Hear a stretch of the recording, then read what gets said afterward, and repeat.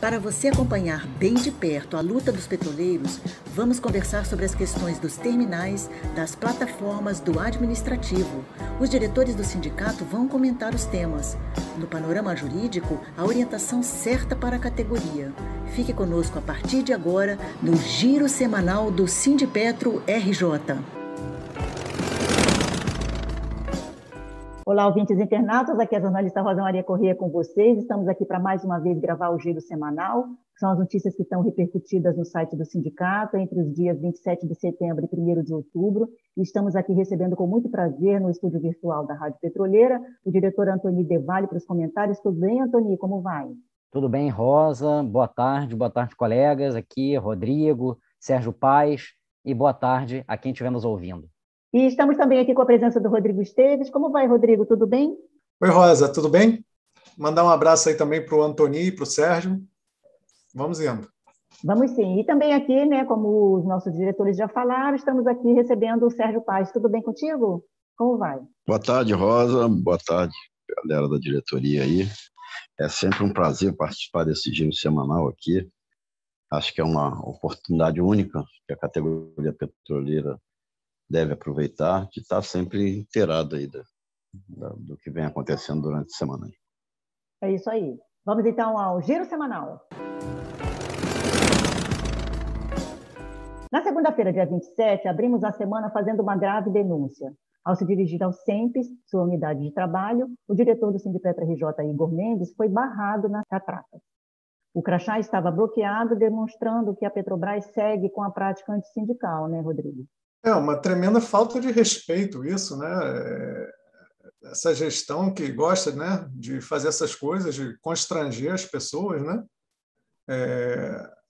O Igor, além de dirigente sindical, ele é um petroleiro, ele é um empregado concursado da Petrobras, né? Ele tem toda a legitimidade de estar ali dentro da empresa, né? Isso que fizeram com ele foi uma coisa bem covarde, né?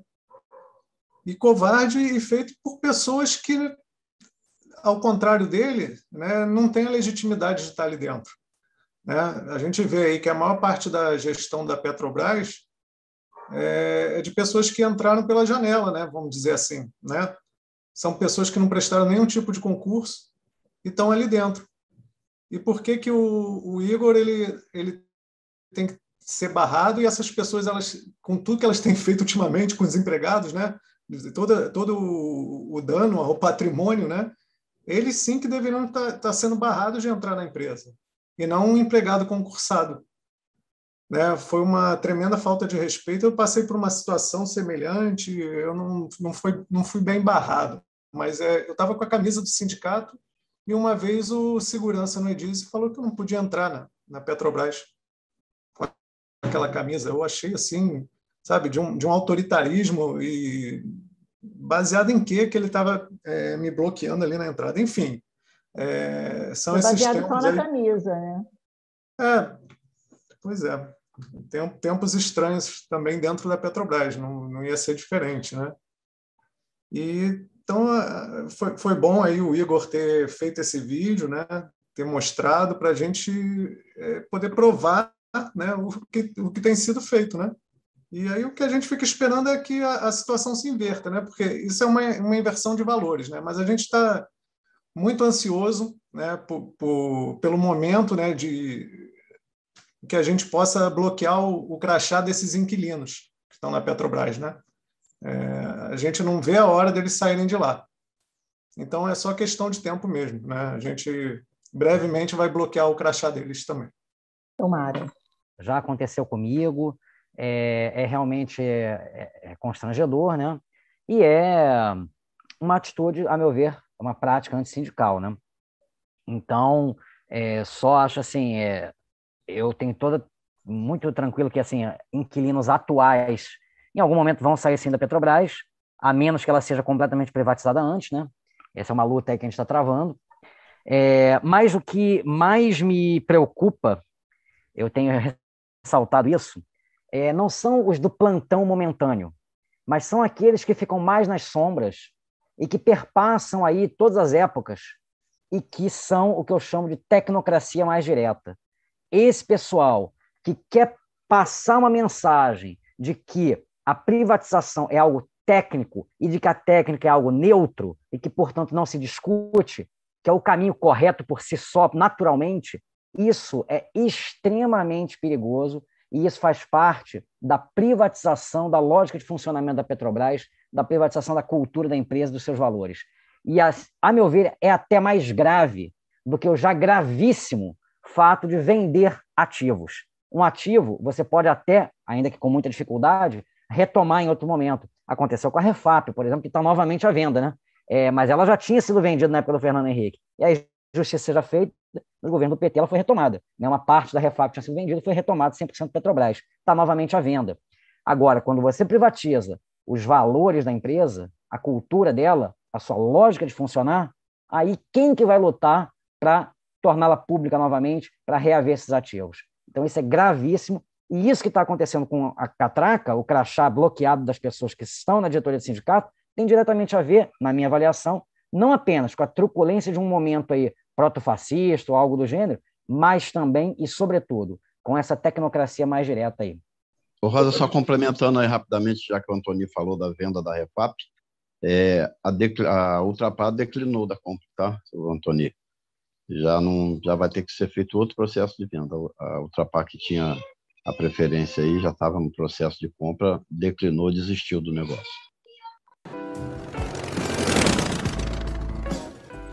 Na quarta-feira, dia 29, publicamos que, após liminar de uma ação individual feita pelo Sindipetra RJ, a Petrobras suspendeu o desconto abusivo do auxílio educação.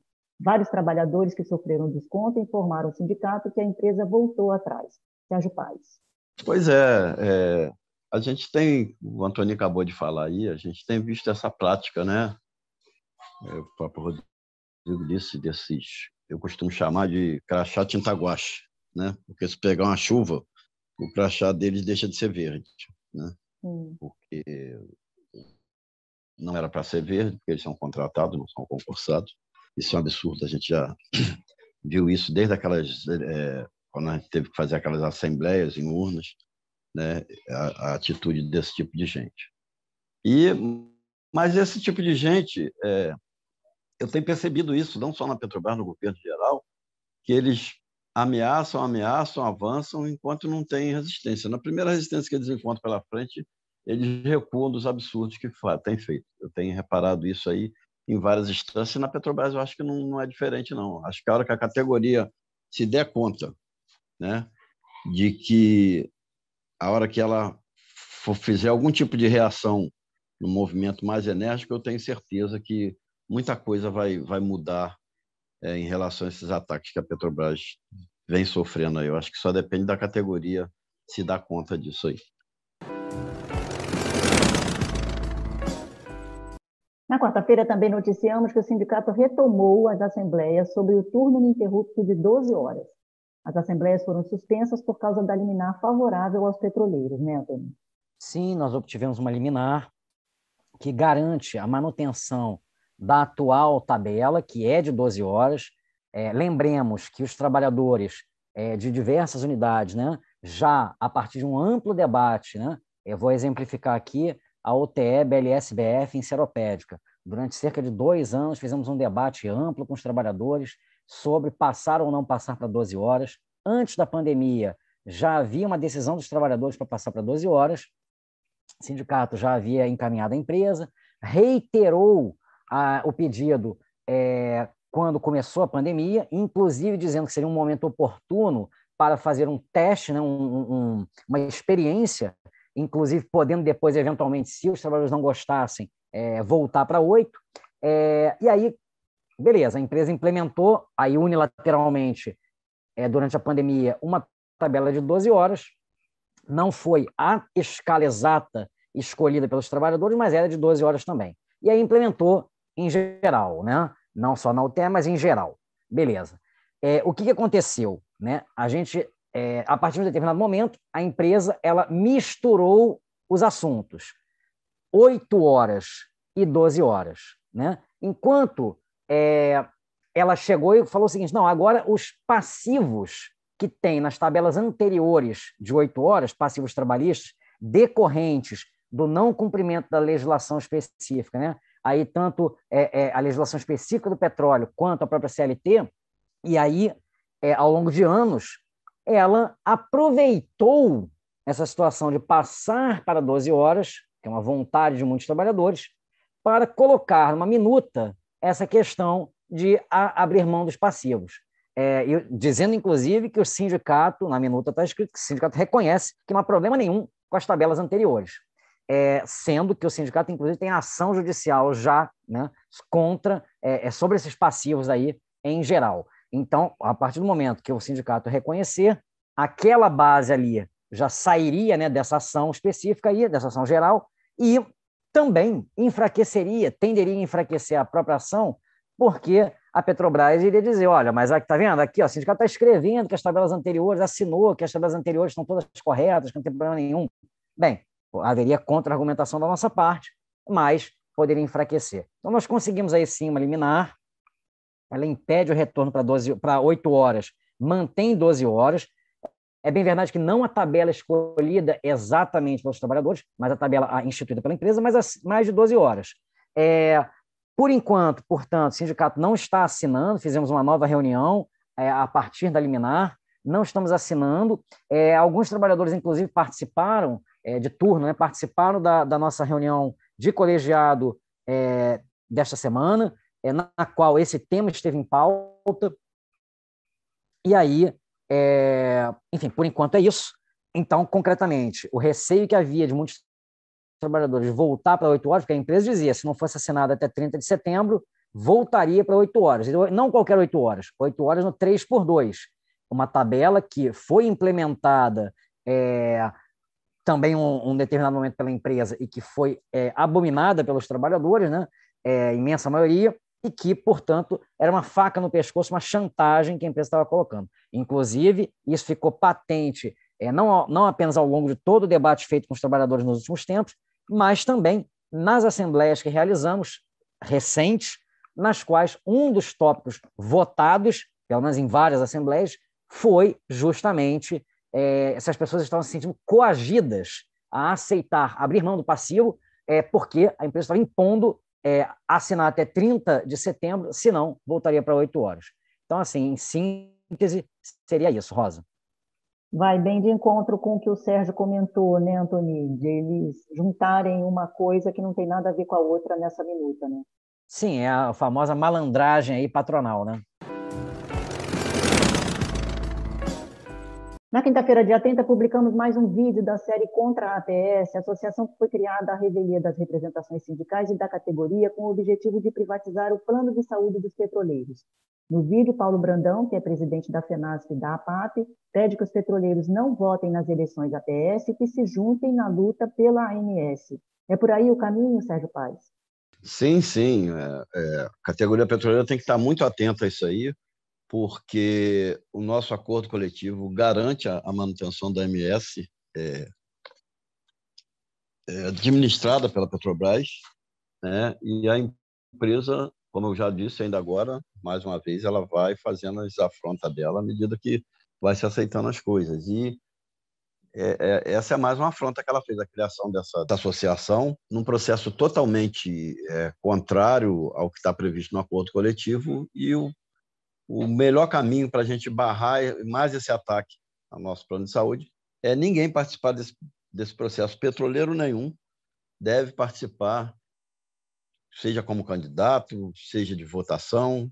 Temos que ignorar esse processo, que é ilícito. Inclusive, já tem ação da própria federação, da FNP, no sentido das irregularidades que ocorreram nos trâmites da criação dessa associação aí.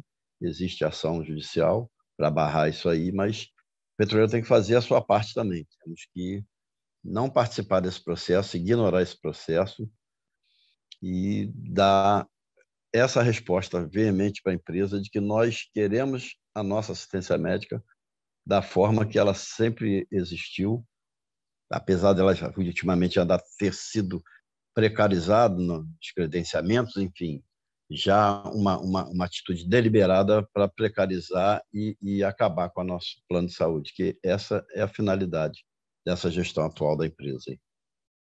E é importante isso que o Sérgio está falando, inclusive porque para facilitar, né, a privatização da Petrobras, de modo mais completo, inclusive, não é a primeira vez que a Petrobras, a direção privatista, sua hierarquia privatista, está querendo se livrar de uma série de passivos. Dentre eles, tem aí a questão do plano de saúde. A gente vê o seguinte, a Petrobras Distribuidora, né, BR, agora já mudou até o nome, né? Está 100% privatizado. E aí, uma das primeiras coisas realizadas pós-privatização da BR foi o quê? Foi mudar o plano de saúde. Agora é um plano de saúde externo, né? Como dizem aí, do mercado, né? Então, isso, em outros momentos, conseguiu se barrar, e é importante que a gente barre agora também, porque aqueles que querem comprar pedaços da Petrobras e mais o que restar com o nome Petrobras, né, após várias fatias vendidas, não querem um plano como é o plano da MS hoje, ainda em algum grau já dilapidado, já deformado, deturpado, mas ainda assim em algum grau, mesmo isso eles não querem. Então, é muito importante a gente estar atento a isso.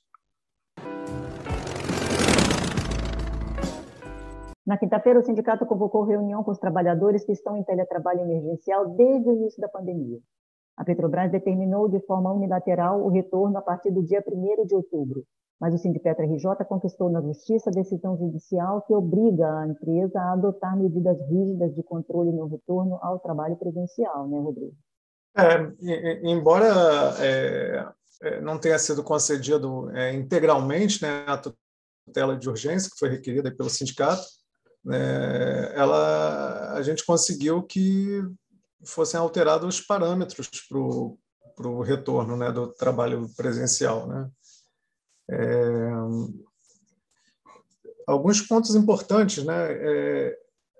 A necessidade da vacinação completa, e ainda com 15 dias depois da segunda dose, né? As pessoas em situação as pessoas do grupo de risco ou com deficiência também, né? Ela proibiu agora esse retorno que entrasse nesse percentual, né?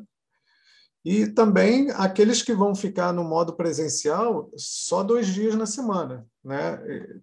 Os outros 3 dias eles deverão continuar permanecendo no teletrabalho. Eu acho que foi vitoriosa a nossa ação, apesar da gente não ter impedido, né, o retorno. A empresa, se eu não me engano, chegou a falar que era uma demanda dos trabalhadores, né, esse retorno, né? Outra falácia também, né, porque se fosse uma demanda dos trabalhadores, ela que colocasse então uma opção para que retornasse somente aqueles que quisessem, né? E ela não fez isso, né? Ela está escolhendo as pessoas para voltar. Então, essa decisão judicial, além desses 3 itens que eu falei, ela também obrigou a empresa a fornecer máscara, né, para os trabalhadores, garantir um distanciamento físico nas estações de trabalho e que a empresa também garanta a limpeza, né, dessas estações do trabalho, a higienização, né, após cada uso, né? Tudo isso a Petrobras, né, apesar de falar que tinha adotado todas as medidas, sequer citou esses procedimentos.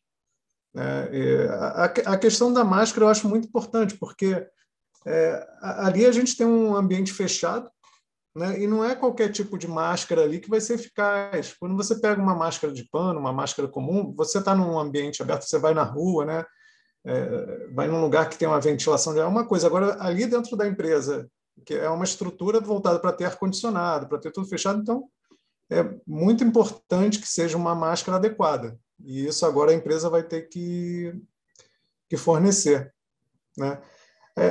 Só saindo um pouquinho desse assunto, né? Porque a gente tem falado ultimamente que, como acabou a conversa entre empregado e empresa, e eu digo empregado na figura do sindicato, né, que é quem a gente representa, como não tem mais essa conversa, né, tudo tem sido resolvido na justiça, né?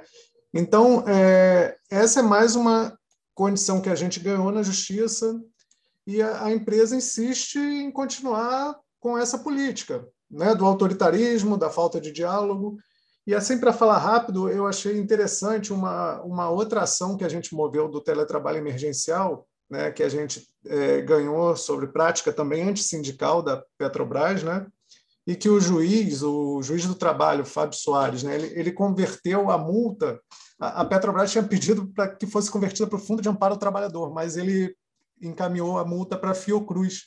E eu achei bem interessante, né, um momento que a gente está precisando mesmo de um esforço no combate à Covid-19, né, ele ter convertido essa multa que a Petrobras vai ter que pagar para a Fiocruz. Né? Então, é isso. Tudo agora se resolve em decisão judicial e pagamento de multa. Ao meu ver, eu não sei se a Petrobras está considerando isso como alguma situação de êxito do jurídico. Ao meu ver, não tem êxito nenhum por parte da empresa, porque além deles terem que cumprir algumas decisões, eles ainda estão tendo que pagar multa. Né?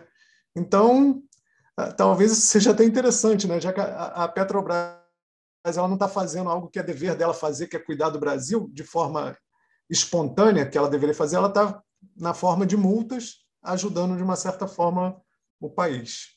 Queria ressaltar também, né? O Rodrigo estava falando dos prédios, né? Ar-condicionado. Esses prédios administrativos que a Petrobras utiliza, em sua maioria, eles são prédios fechados e que tem o ar-condicionado, uma parte deles, é o exemplo do edifício Senado, tem o ar-condicionado insuflado pelo solo, pelo chão. Ora, se já é um problema em tempos comuns, porque a gente vai na rua, né, calçado, a rua é suja, né, por mais que se limpe, nem é. E aí, apesar do trabalho árduo dos garis, a rua é suja. Então, a gente já vem com a sola do calçado com bastante sujeira. Aí pisa ali, muitas vezes, né? Não só no carpete, que também tem muito carpete, quanto também tem as saídas de ar. Imagina essa situação durante essa pandemia que, embora esteja menos descontrolada do que em tempos atrás, isso é verdade, mas ainda não está controlada. Né? Uma coisa é estar menos descontrolada, outra coisa é estar controlada. Então, é um agravante, a nosso ver, o modelo de ar-condicionado, de funcionamento do ar-condicionado que tem em parte considerável desses prédios e o fato deles serem fechados. Né? E, repito, já era um problema antes, a gente já vinha falando disso em outros momentos, várias questões respiratórias, problemas respiratórios, alergias entre trabalhadores da empresa, e agora, com o Covid, a coisa se agrava ainda mais. Então, por isso que a gente tentou em vários momentos, né, ao longo desse tempo todo, tentou negociar com a empresa. E como o Rodrigo bem disse, a empresa tem se negado sistematicamente a fazer negociação, sistematicamente. E fundamental também lembrar o que os próprios especialistas falam, né, de que a gente ainda não chegou nem na metade da população totalmente imunizada, né? Então, para os estudiosos, para os cientistas, não é hora de se tomar esse tipo de atitude para criar aglomeração, né? Na sexta-feira, dia 1, o sindicato promoveu atos na entrada dos trabalhadores no SEMPES e no edifício Senado, marcando o aniversário de 68 anos de fundação da Petrobras, que é comemorado no dia 3 de outubro. Nessas ações, o sindicato denunciou a privatização da empresa. Na Ilha do Fundão, a campanha Solidariedade Petroleira levou botijões de gás subsidiados com preços acessíveis aos moradores da vila residencial da UFRJ. Os diretores do sindicato conversaram durante a entrega dos botijões com os moradores e distribuíram panfletos sobre o quanto a venda dos pedaços da Petrobras, como a Petrobras Biocombustível, por exemplo, né, faz mal a todos os brasileiros. Antônio, como é que foi lá, você que esteve hoje no Fundão? Então, Rosa, pessoal, nós fizemos em 2 locais, né, um no Fundão, né, numa das entradas do SEMPES, a entrada da Praça das Bandeiras, da ampliação do SEMPES, e também numa entrada do edifício Senado, no centro do Rio. Bem, foi interessante, né? Apesar de que não teve, assim, é importante ser honesto, né? Não teve uma quantidade grande de trabalhadores, mas também eu não vi tantos trabalhadores hoje passando lá para entrar no SEMPES, não, tá? E mesmo muitos que não ficaram, pararam para olhar, teve alguns que vieram conversar conosco, e os que ficaram contribuíram muito bem para o ato, tá? É um ato importante, né, no qual a gente marca aí o aniversário da Petrobras, e é uma ocasião sempre, a cada ano, para a gente relembrar, né? A memória é algo fundamental, relembrar como que essa empresa foi criada, e é sempre importante ressaltar que ela não foi criada por um empresário, ela não foi criada sequer exatamente ou somente por um governo, apesar de, sim, o governo do Getúlio, na época, ter assinado a Lei 2004, né, de 3 de outubro de 1953, que é a lei que cria a Petrobras, e que, sim, tinha um projeto geral getulista, né, no qual se inseria uma Petrobras, é verdade, mas o que é importante enfatizar é que, fundamentalmente, a Petrobras ela foi criada e, num contexto de monopólio estatal incompleto, mas vamos lá, monopólio estatal do petróleo, porque houve uma grande campanha, um grande movimento popular, chamada Campanha Petróleo Nosso, no final da década de 1940 e início da década de 1950. Essa campanha ela foi fundamental porque havia um amplo debate naquela ocasião no nosso país entre os chamados nacionalistas, que defendiam essa campanha, e aqueles que ficaram conhecidos como entreguistas, que defendiam o capital estrangeiro, diziam sempre assim, o Brasil não tem condição, tem que pegar capital externo. E aí que eu chamo de a campanha O Petróleo é Esso, né? A campanha O Petróleo é Nosso versus a campanha O Petróleo é Esso. E por que a campanha O Petróleo é Esso? Eu chamo os entreguistas. Porque eles queriam favorecer o que na época se chamavam os grandes trustes internacionais, hoje a gente diria as grandes transnacionais, né? Estrangeiras desse ramo, notadamente, né? Na época Standard Oil, hoje ExxonMobil, né? E tantas outras aí, a Shell, né? E várias outras que dominavam o mercado. E, importante, né? Diziam que no Brasil não tinha petróleo, estamos aí hoje com um dos países com maiores reservas no mundo, né? Notadamente após a descoberta do pré-sal, e um dos grandes produtores também.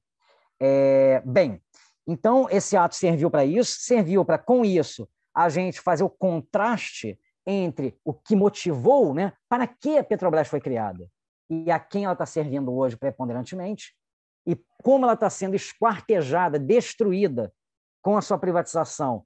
E isso, a Petrobras sendo a empresa mais estratégica do nosso país, a sua destruição é parte da destruição do nosso país, né? Faz parte da recolonização, do aprofundamento da recolonização do país. Então, eu costumo também dizer o seguinte, bem, vem cá, mesmo na hipótese, tá, de termos mais à frente um projeto que se coloque vitorioso de reconstrução nacional, popular, mesmo nessa hipótese que não tenha vontade política e vá adiante, bem, se não tiver a Petrobras minimamente colocada, né, se ela estiver mais privatizada do que já está, bem, de que ferramenta vai dispor esse movimento, né, nacional, popular, se para reconstruir, que o Brasil está em ruínas, e cada vez mais, de que ferramenta vai dispor. Então, é importantíssimo, e por isso a gente faz marcando, né, esses atos, para marcar esse dia, um dia simbólico, aniversário da Petrobras, que a gente quer que dure por aí afora, mas precisamos, para isso, a condição sine qua non para a continuação é estancar a privatização. Depois disso, é retomar o que já foi privatizado. E aí, um outro passo é a gente realmente fazer da Petrobras uma empresa que seja efetivamente do povo, para o povo e com o povo, né? Porque acho que um dos problemas também que aconteceram é que, ao longo da sua história, ela acabou, ainda que com muita importância para o povo brasileiro, né? Muita importância, mas acabou deixando muito o povo de lado também. Porque se você perguntar a qualquer pessoa do povão, vem cá, alguma vez alguém perguntou para você quais deveriam ser os rumos da Petrobras? Certamente, e eu já fiz essa pergunta em vários lugares, a resposta é nunca. Né? Isso é um grave erro, né? Porque se você deixa de fora o povo trabalhador das decisões, o povo trabalhador não vai se sentir dono daquilo. Né? Então, para que eu vou lutar para algo que eu não vejo mais diretamente a importância? E hoje a gente teve um papel, uma aula, né, que a gente fez, procurou fazer, que a gente vem fazendo na campanha de solidariedade, que é, ao mesmo tempo, solidariedade e educação popular, que foi justamente na ação do gás, né? A distribuição subsidiada de gás, de botijões de gás, nesse caso hoje para moradores da Vila do Fundão, A gente vem fazendo em diversas favelas, diversos locais de periferia. Por quê? Para mostrar algo que, em geral, a mídia mais diretamente mercantil não mostra, que é o quê? Que a privatização ela prejudica concretamente e no dia a dia e já está prejudicando o povo. Por quê? Vejamos aqui a alta muito significativa e repetitiva, né? Cada momento aumenta mais, aí dos derivados, né? Por exemplo, o botijão de gás. Tem gente por aí, pelo Brasil afora, que já até morreu, né? Vários outros estão aí feridos, aí, acidentados, porque sem condições de adquirir o botijão, precisaram cozinhar com lenha e até com álcool combustível. E aí, recentemente, inclusive, uma mulher morreu, deixou uma criança de 8 anos aí. Então, isso a gente vem mostrando, que é a política do preço de paridade de importação, que atrela os preços dos combustíveis ao dólar e ao barril do petróleo, mas não apenas isso, acrescenta os custos relativos à importação. Ora, o Brasil, falamos no início, é um grande produtor de óleo e gás. Essa política favorece não o povo, não havia nenhuma necessidade, favorece os importadores e favorece quem quer comprar a Petrobras. Então, a gente aproveitou esse dia para ser mais uma ocasião desse trabalho aí. Vamos à agenda semanal. No sábado, dia 2, vai ser mais um dia nacional de manifestações contra Bolsonaro e o seu desgoverno. No Rio de Janeiro, a concentração na Candelária, com caminhada a partir das 10 horas da manhã para a Cinelândia, e o ponto de encontro dos petroleiros é o balão do Sindipetra RJ, né, Sérgio? A coluna petroleira vai estar formada a partir do balão no Rio de Janeiro, né?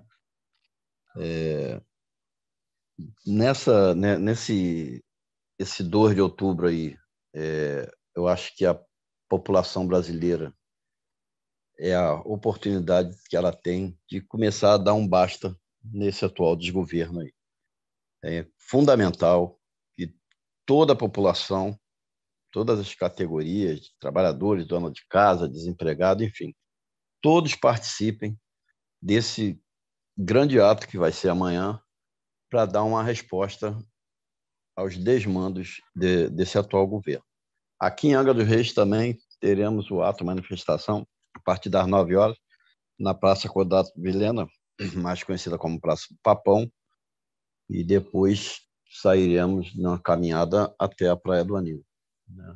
O ato esse está sendo organizado por vários partidos, sindicatos, né? E estamos buscando também fazer uma grande mobilização na cidade aqui para esse ato de amanhã. Na terça-feira, dia 5, tem a reunião mensal dos aposentados e pensionistas a partir das 2 da tarde. Sérgio, já tem a pauta dessa reunião? Sim. A partir das 14 horas. Nós teremos a presença do jurídico da FNP, né, que é uma demanda já de algum tempo, que a gente estava tentando conciliar a agenda, porque tem algumas ações que são tocadas pela FNP de conjunto, né?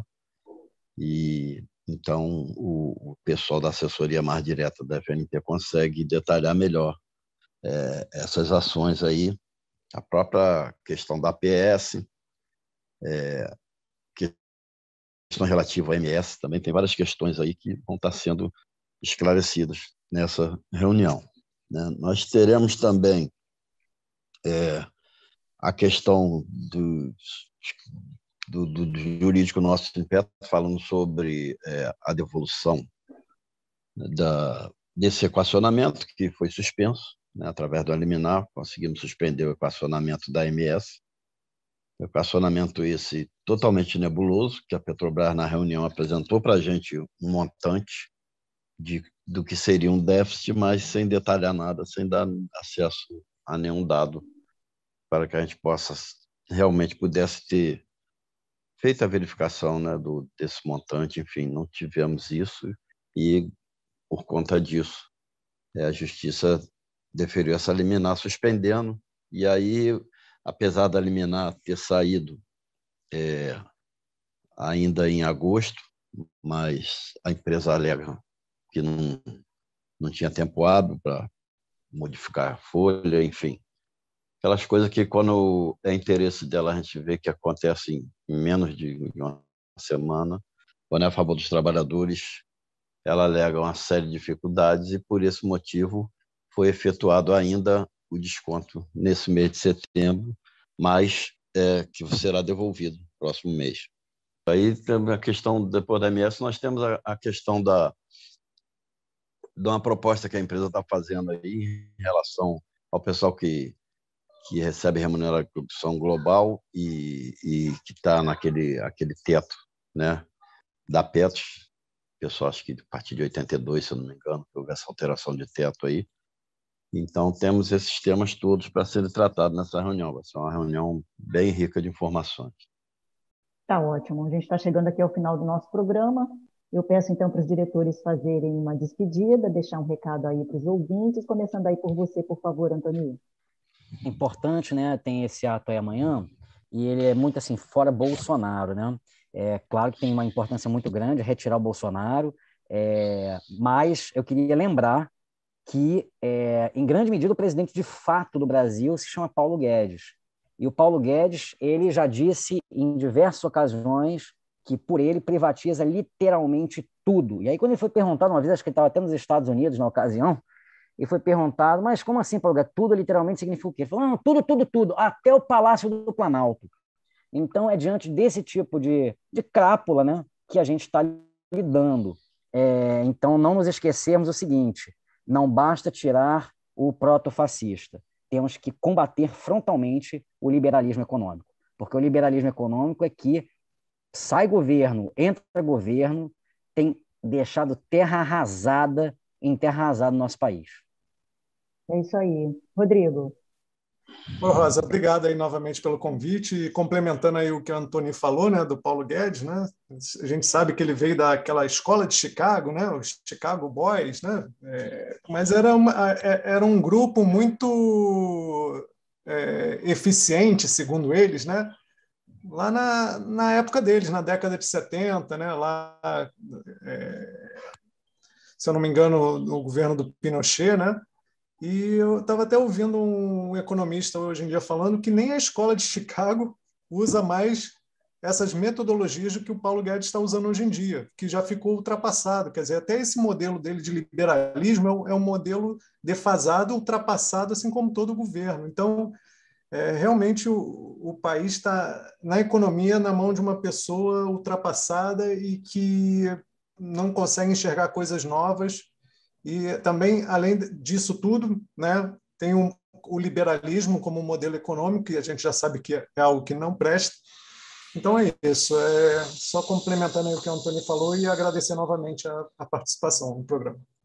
Lembrando, importante que esse grupo aí de Chicago causou a destruição que os chilenos, né, acabaram indo contra anos depois, justamente essa que ele está trazendo para o Brasil. Exatamente. Sérgio Paz, por favor. Muito bom estar mais uma vez aqui. Espero estar voltando sempre que possível.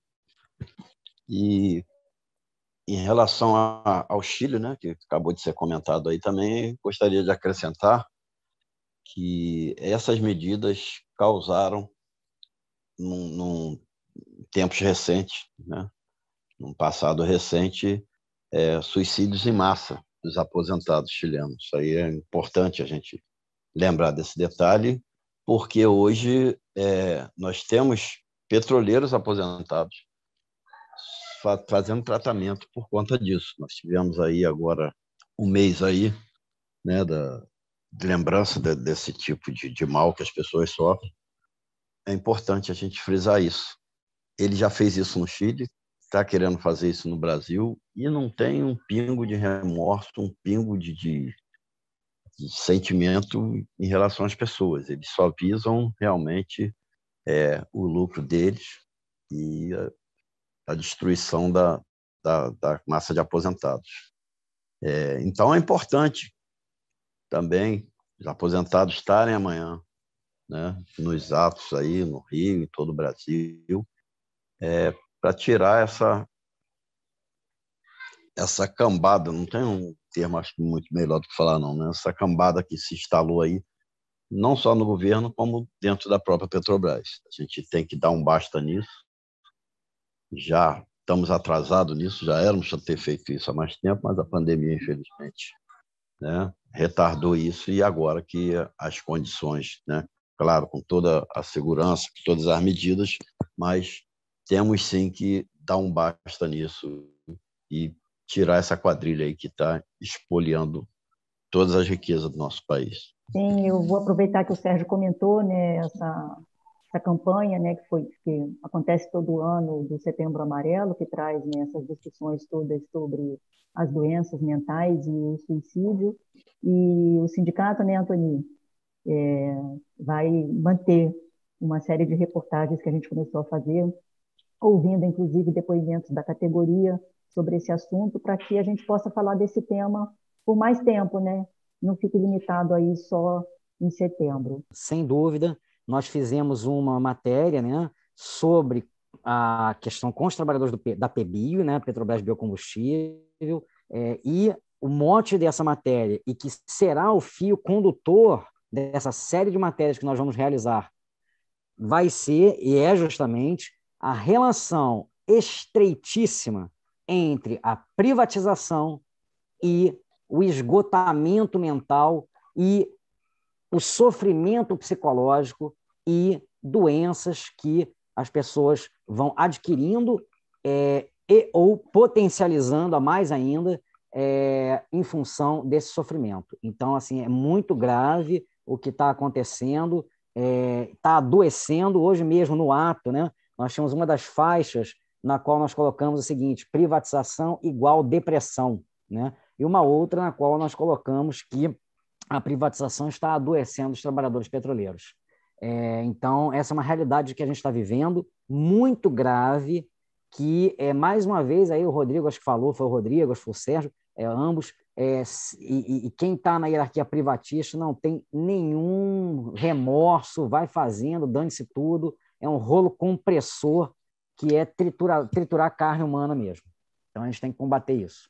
Nosso programa está terminando, então eu peço que compartilhem nos principais canais, né, aplicativos de postagem de áudio. A gente está disponibilizando também no YouTube, você pode deixar seus comentários lá, nossos diretores costumam responder.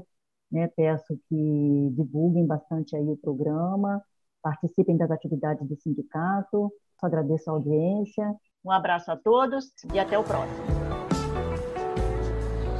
Os temas que mais repercutiram na Semana dos Petroleiros você acompanha aqui no Giro Semanal do Sindipetro RJ, uma nova edição todas as sextas.